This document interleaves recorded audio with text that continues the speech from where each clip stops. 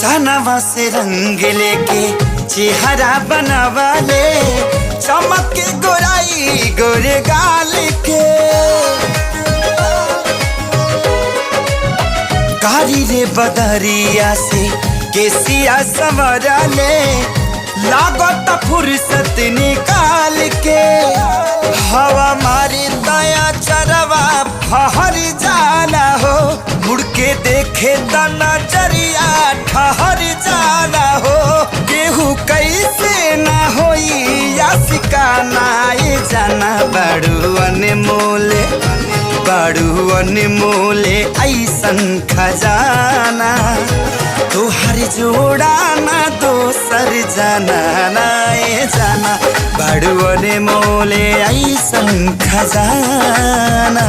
तोहर जोड़ा ना